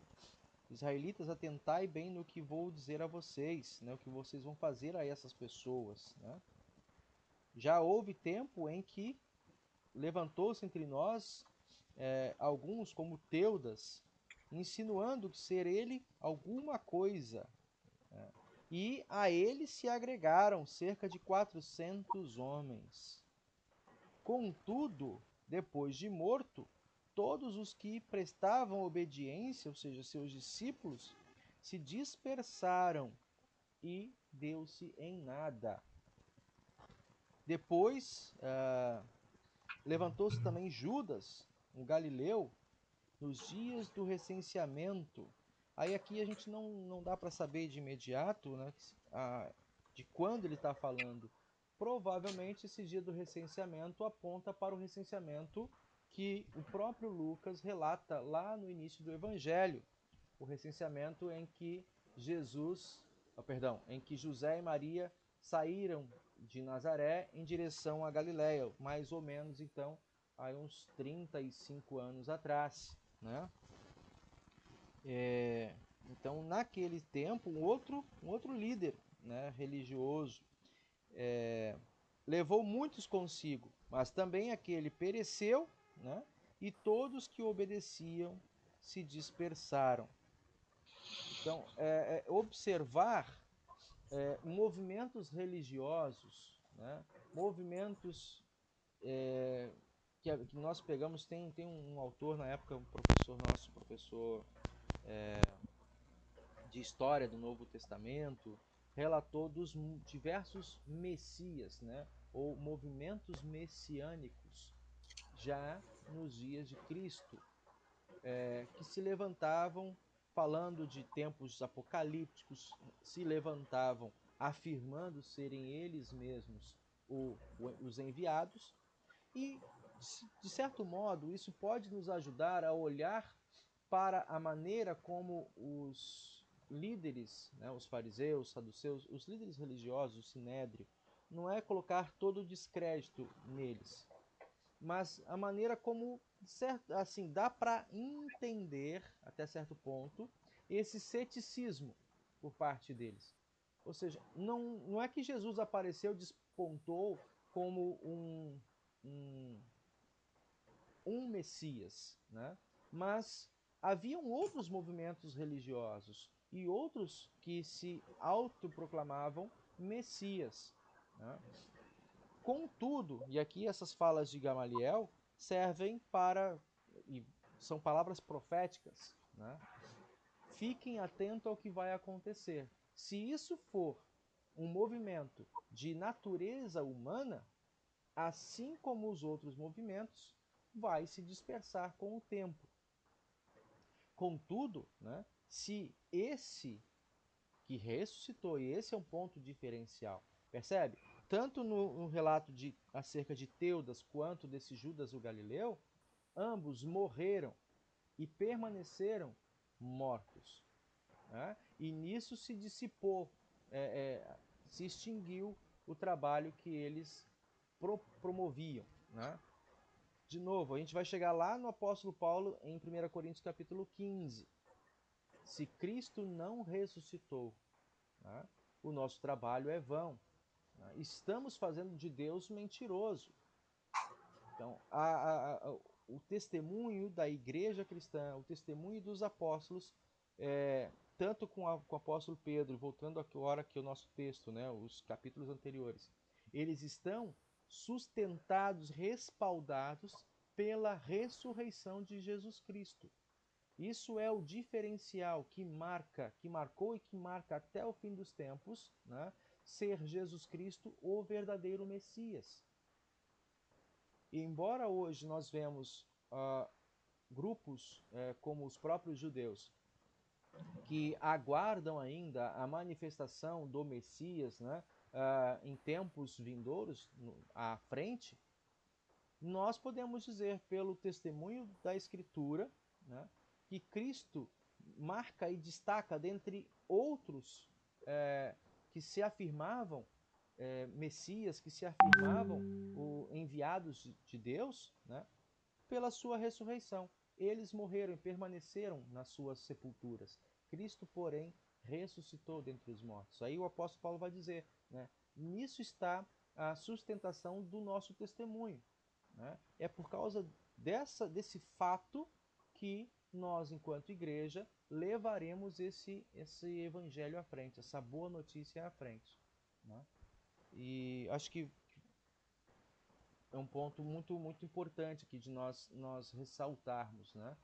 Repetindo o que já vem sendo dito, né? Reafirmando de que ao testemunho cristão, de que a pregação dos apóstolos, que a pregação que a igreja deve sustentar até o fim dos séculos, é esta acerca da justiça de Deus, né?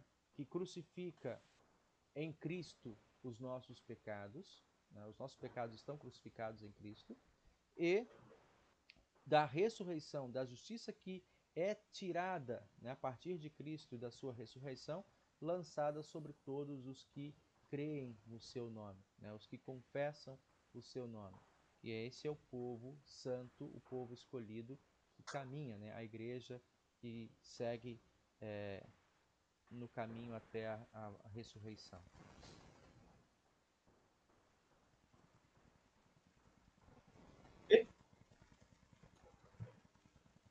Passamos adiante ao ponto 9. Aqueles que o ouviram falar aceitaram O evangelho, né? aceitaram o evangelho.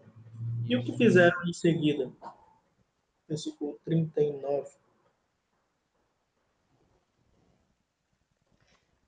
Interessante o que ele afirma aqui, ó.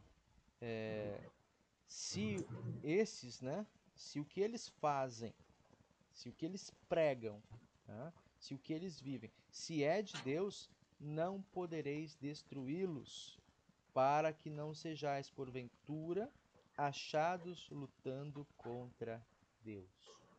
E concordaram com ele. Acho que aqui chegou um ponto de paz, né? Chegou um ponto de vamos acalmar. A coisa não depende do nosso empenho. E aqui um outro ponto que eu destaco é que às vezes a nossa visão, a nossa perspectiva, ela é muito baixa, né? Eu tento fazer uma ilustração de alguém que está caminhando no meio de um labirinto, né? Aqueles labirintos vivos, né? De flores que tem. Acho que aqui em Petrópolis, né? Lá no sul, em Nova Petrópolis, tem também. Esse labirinto é interessante. Quando você está dentro dele, você tenta pular, ver o que tem mais à frente, mas a sua visão ela é limitada, né? Mas aquele que está por cima tem uma visão aérea, né? Ele tem condições porque ele vê desde a entrada e tem condições de acessar até a saída, né? E assim poder ir guiando aqueles que transitam nesse percurso, né? Entender quem é esse, é o próprio Deus. Ele está no controle da história, né? E já nos dá à frente o caminho para seguirmos como igreja, como pessoas do seu reino, né? Nós precisamos sempre nos colocar à disposição e buscar ouvir a sua voz, lendo a Escritura, aprendendo com o passado, interpretando a nossa realidade, o nosso presente, né? Olhando para frente naquilo que nos espera, que nos aguarda, saber que se estamos com Cristo, certamente passaremos dessa vida para a eternidade no gozo, na paz da ressurreição, né? Esse é um ponto que eu ressalto aqui também.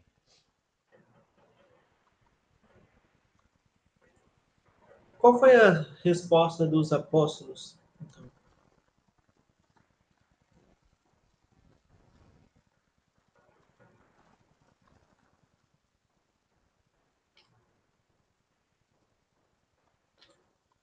e que Versículos... Pois não. dois pontos das respostas dele. Quer ler? Sim, eles se retiraram do sinédrio, regozijando-se por terem sido considerados dignos de sofrer afrontas por causa de Cristo Jesus. E de novo, todos os dias, no templo e de casa em casa, não cessavam de ensinar e de pregar Jesus, o Cristo. De novo, né, a gente percebe aqui, repetindo o mesmo final, é mais um ciclo, né? Olhando o nosso texto, é mais um ciclo que o evangelista Lucas fecha. Capítulo 2, versículos 42, né, versículo 47, ele vai falar exatamente isso. Dos 3.000 batizados, né, diariamente, versículo 46. Diariamente perseveravam unânimes no templo, partiam de casa em casa, refeições com alegria, louvando a Deus, contando com a simpatia do povo, e o Senhor ia acrescentando no meio do rebanho os que iam sendo salvos, né? Se não me engano, lá no capítulo 4 também nós temos isso. Perdão, capítulo 3. Deixa eu ver o discurso de Pedro. Capítulo 4, nós temos isso acontecendo, né? A comunidade cristã, todo mundo tinha as coisas por comum, né? Estavam reunidos de novo. Vemos o apóstolo Pedro sendo perseguido e a igreja estava em oração mesmo diante da perseguição, né? Vendo tudo isso que está sendo dito acerca do levante das autoridades eclesiásticas da época. Mesmo assim, continuavam em oração, firmes, e ao final o evangelista Lucas de novo ressalta o cotidiano da igreja, né? De maneira resumida, mesmo em meio às perseguições, né, havia a alegria e a comunhão entre eles. Meu último destaque, um Não sei se... Ah, não, tem mais. Um destaque que eu faço aqui é a sutileza como Lucas dá a autoridade de quem, por meio de quem os apóstolos estão pregando. Uhum. Ele vai dizer lá no 28, expressamente vos ordenamos que não ensinasseis neste nome. Aí depois ele repete no 29, no final do 28 ainda. Quereis lançar sobre nós o sangue deste homem? Aí depois, no 40, ordenando-lhes que não falasse nome, e aqui eles acrescentam o nome de Jesus. E agora no 41, considerando-os dignos de sofrer afrontas por este nome. É interessante este modo, é até sutil, né? Este nome requer que a gente entenda que este nome é o nome de Jesus, é o nome de Deus, né? A gente vem numa caminhada aí nos dias de terça, estudando a doutrina, e, e uma das coisas que a gente sempre repete é o primeiro mandamento é o que dá base a todos os demais, porque o primeiro mandamento apresenta quem é, e apresenta quem é este nome, que é Deus. Deus Pai, Criador, Deus Filho, Redentor, Deus Espírito Santo, Santificador. E é interessante como ele dá essa sutileza. Em nome deste Deus, que os apóstolos estão felizes por serem considerados dignos, por sofrerem perseguições, por serem presos e todas as demais coisas que ainda vão acontecer e já aconteceram. Certo, certo. Podemos avançar?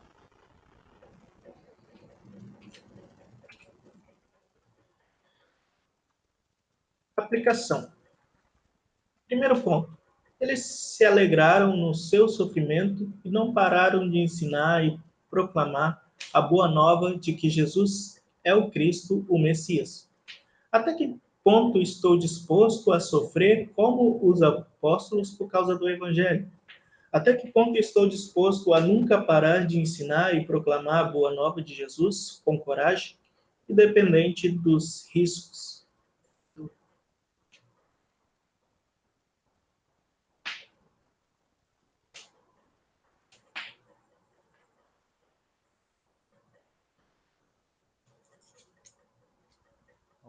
Outro ponto.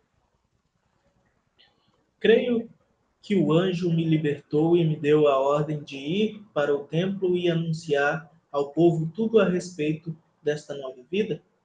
Pergunta. Creio que o anjo me libertou e me deu a ordem de ir ao templo e anunciar ao povo tudo a respeito dessa nova vida. Qual poderia ser o pátio do templo em que eu poderia estar e compartilhar Jesus?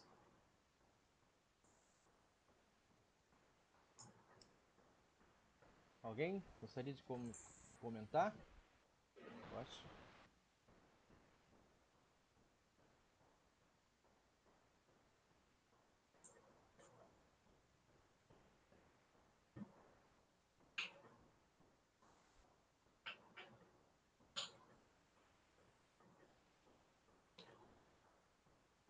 Nós temos hoje, né, as diversas plataformas que nos colocam, de fato, com o mundo, né, à medida em que nós podemos não apenas estudar aqui internamente a palavra de Deus, mas pensando como igreja, de um modo geral, né, as plataformas digitais hoje nos servem de trampolim para o mundo.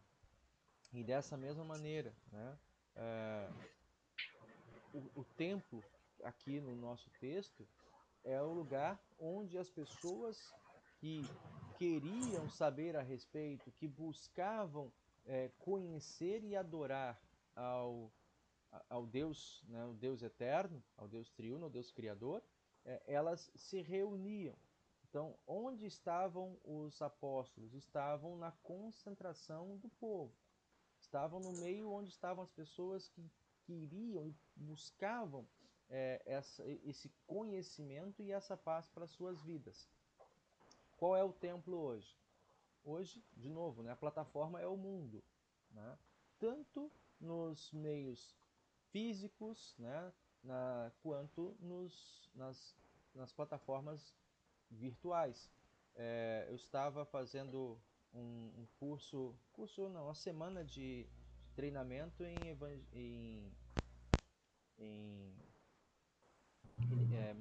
marketing digital. Aí o professor, né, que está o palestrante trazendo as discussões, ele fala de que hoje em dia, por meio das ferramentas digitais, você acessa e atinge muito mais rapidamente as pessoas do que fazia, por exemplo, há 10 anos atrás, quando eu me formei, né, que a gente usava a estratégia de evangelismo, levar folheto. Eu falei assim, isso, né, digamos, hoje não tem o mesmo impacto, né, e a gente tem agora essa situação da pandemia, né, do que você utilizar as ferramentas digitais. Por ferramentas do próprio Facebook, por exemplo, você consegue acessar faixa etária, níveis de interesse e trazer uma mensagem personalizada, no sentido de que você atinge a atenção e o coração das pessoas que estão no seu foco, né? E você pode trabalhar mensagens, pregações para públicos específicos, ou seja, qual é o templo, onde as pessoas estão concentradas? Na verdade, elas estão muito concentradas, né, a maioria delas, nas redes sociais. E a gente consegue hoje, de novo, é só repetir e atualizar as palavras do apóstolo Paulo. Fiz-me de tudo para com todos, a fim de todos os modos salvar alguns. Então a igreja não pode se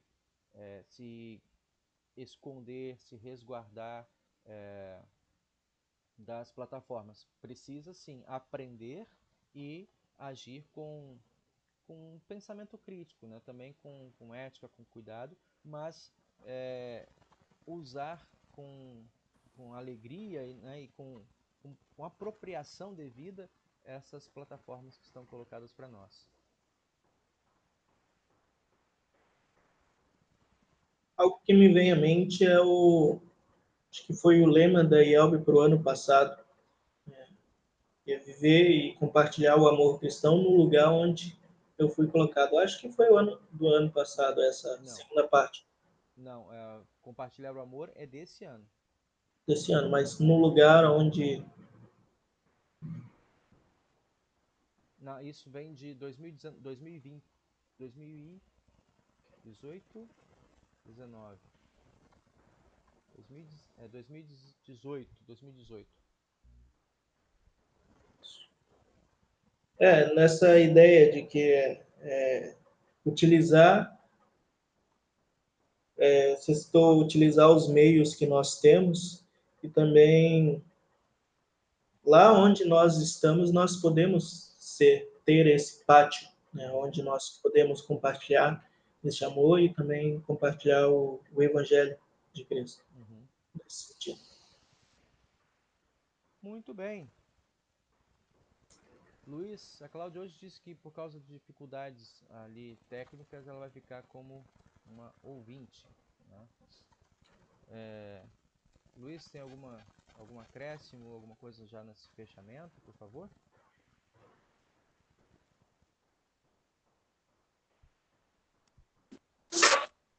Sim.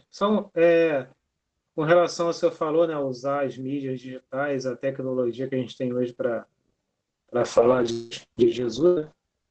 Isso aí vai lembrar a primeira tecnologia, né, artificial para em massa, assim, né, para poder falar com as pessoas, que foi como o senhor mesmo citou, que foi a criação da imprensa com Gutenberg, né? Que antigamente as pessoas não tinham acesso à Bíblia, porque era muito cara, tinha que ser copiada à mão, e depois passou a ser produzida em massa. E nisso aí deu para escancarar as heresias que estavam acontecendo. O público que não tinha acesso passou a conhecer a Bíblia, o que estava escrito na Bíblia. E até porque naquela época também a Bíblia não era falada na linguagem do povo, dos países, né? Sim. Era falado em latim. É aí que vai, né? Que tem que usar o que Deus dá, né? Exatamente. Até mesmo as dificuldades. Usar as dificuldades como ferramentas de Deus. Só mais uma palavrinha. Pois não. Eu mesmo, sempre que eu posso, eu falo de Deus. Não sei se serve até de testemunho. Sim. O último serviço que eu estava, a gente parou dois cracudos, né? Dois caras, dois perdidos na vida, né? E a gente fez todo o procedimento que tinha que ser feito. E eu vi que os caras estavam bem acabados, mesmo, eu tava perdido na vida mesmo. Eu perguntei para eles se eles acreditavam em Deus, se eles já tinham ido a alguma igreja. Eles falaram que sim, que já foram, que largaram, que estavam naquela vida porque que queriam mesmo. Aí eu citei aquela palavra de Cristo, né, para eles. Eu falei, ó, Cristo falou para o mundo o seguinte, que aquele que quiser ganhar a vida vai perder. E aquele que perder a vida por causa dele vai ganhar a vida eterna.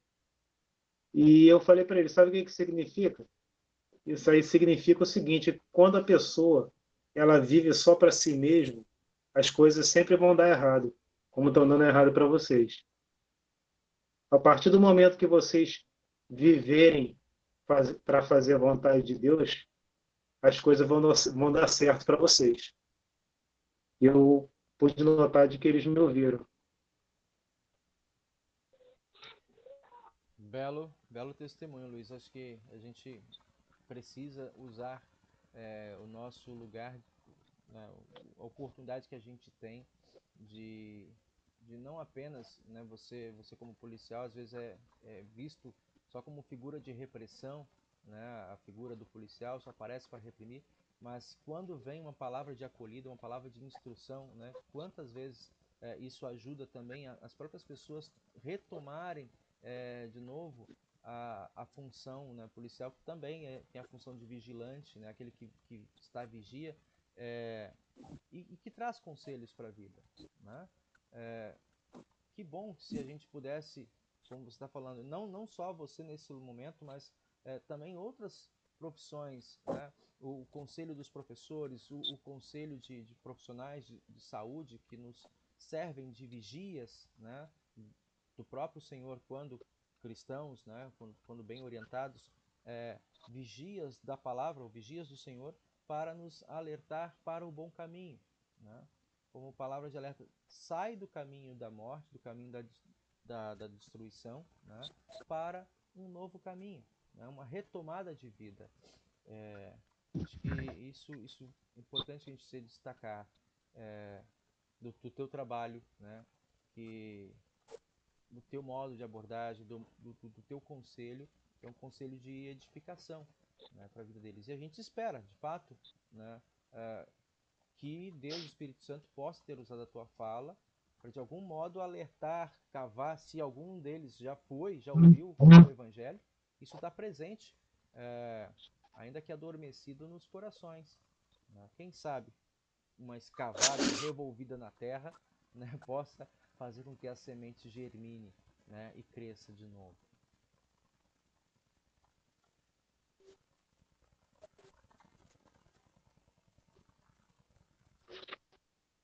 Muito bem. Richarles, contigo o fechamento, a oração e também o hino final. Fazemos o hino primeiro ou a oração primeiro? A oração primeiro e... Não, o hino primeiro e depois a gente segue com o momento de oração. Ok. O hino 156. Isso. Só ver.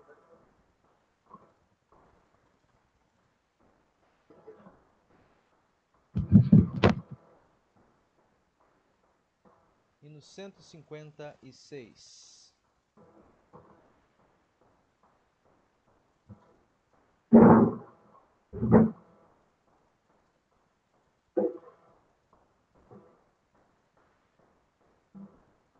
Um só rebanho, um só pastor.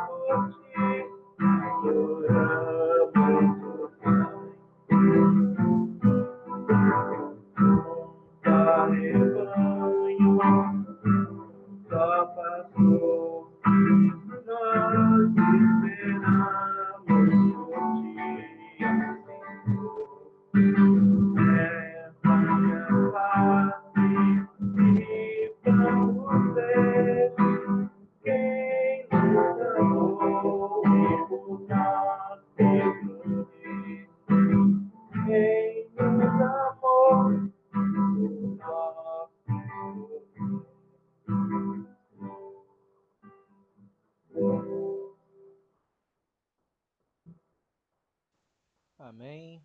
Nós cantamos então esse hino, um só rebanho, firmados em Cristo, né, dispostos e alegres, ainda que tenhamos que morrer por causa desse nome, porque sabemos que a verdadeira vida repousa nas mãos do Senhor. Nós seguimos com um momento de oração. Por favor, você pode conduzir a oração final? Podemos fazer já? Sim. Querido Deus, nessa noite, mais uma vez, aqui reunidos, possibilitados assim, por essas mídias sociais que nós temos, pelas infinitas oportunidades que nos dá, pela tecnologia que nós temos. Tudo é permitido. Temos, então, acesso a todas essas tecnologias e, por isso, nós assim podemos estar aqui também reunidos para estudar a Tua Palavra. Por isso, nós agradecemos. Agradecemos pelo ensino da Tua Palavra. Agradecemos porque, em nome do Teu Filho, que é o nosso Salvador, os apóstolos e todos, muitos outros estiveram nessa batalha de ensinar as verdades, ensinar os ensinamentos que foram aprendidos de Jesus Cristo, e que nos trazem salvação, pois nos traz o perdão de nossos pecados. E onde há perdão dos pecados, vida eterna. Por isso, ó Cristo Deus, nós agradecemos. Agradecemos por permitir que nós sejamos igrejas reunidos assim, em nossos lares, reunidos em nossos trabalhos e em vários locais. Nós podemos assim aprender e também ensinar a muitas outras pessoas sobre a tua palavra, sobre o teu amor. Ó Senhor Deus, faça de nós instrumentos do teu amor, para que possamos levar esse evangelho a mais pessoas, cada vez mais. E faça de nós também instrumentos da tua palavra, para que nós também não caímos na tentação de mudar a tua palavra, para que nós possamos sempre estar firmes nesses ensinos, e que quando vier tentações, quando nossa própria sabedoria e nossos próprios prazeres quiserem modificar isso e nos abalar a nossa fé, nós possamos estar firmados nos teus ensinos. Seja assim o teu Espírito habitar em nós, para que possamos sempre estar firmes na tua palavra e no teu amor. Ó Filho de Deus, nós também oramos por todas as pessoas que passam por dificuldades nesses momentos perturbados, nesses momentos de aflições que nós estamos vivendo. Nós vivemos dias complicados, decadentes, assim, com todas as aflições, todas as crises que vivemos, causam, assim, ansiedade, crises psicológicas e também crises na saúde e financeira e física. Por isso, acredito a Deus, pedimos que esteja com cada um de nós e cada uma dessas pessoas que sofrem por esses motivos ou outros que nem mesmo passam pela nossa mente. Acredito a Deus que possamos ter sempre uma igreja, que possamos, assim, levar o consolo da tua palavra e do teu amor a todas essas pessoas. Assim sejamos nós instrumentos do teu amor. Tudo isso e as demais coisas nós oramos em teu nome, por amor de Jesus Cristo, que é o nosso Senhor e Salvador. Assim nós pedimos. Amém.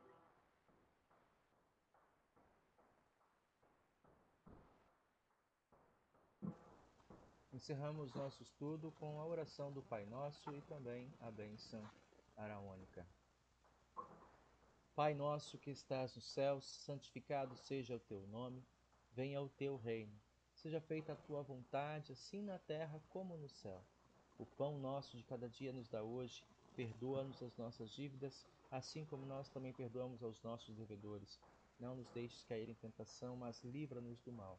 Pois teu é o reino, o poder e a glória, para sempre. Amém.